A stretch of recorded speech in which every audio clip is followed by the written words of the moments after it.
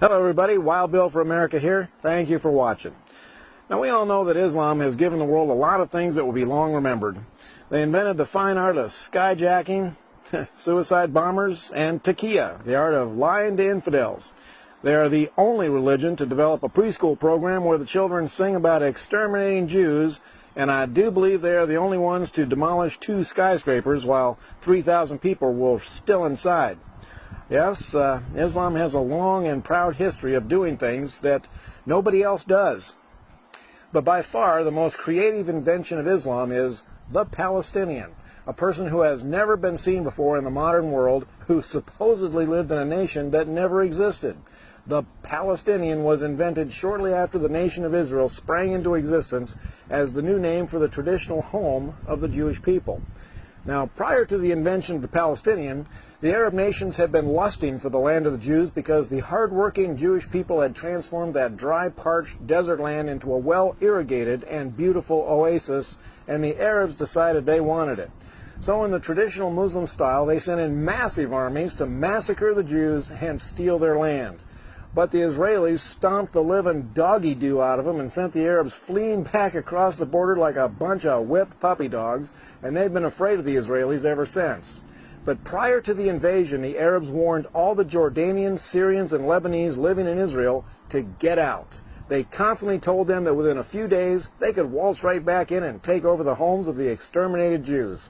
But when the Arab armies failed to capture even one Jewish home, the Arabs who had left had no place to go. And that's when the Muslims invented the Palestinian. They told the Jordanians, Syrians, and Lebanese that they are now Palestinians, and they were to spread the story that the Jews had stolen their homeland from them, leaving them as poor refugees. Now, the idiots at the United Nations bought that lie hook, line, and sinker, and American liberals, also being idiots, joined right in. And the Palestinian came into existence for the express purpose of causing trouble for Israel.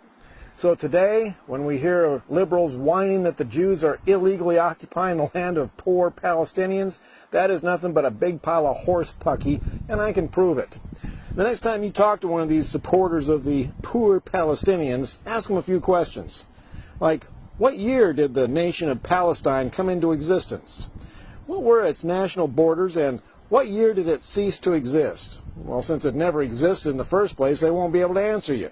But don't stop there. Ask them, what currency did the nation of Palestine use, and why is there no history of it? And ask them if they can name one leader of the nation of Palestine prior to Yasser Arafat. Of course, these questions tend to force liberals to face truth. Now, normal people, when confronted with truth, tend to change their opinion if necessary. But don't expect this from American liberals. Truth just makes them angry. Now, it is crystal clear who the good guys are in this conflict, and as an American, I am proud to stand with Israel against the liars and murderers of the Middle East.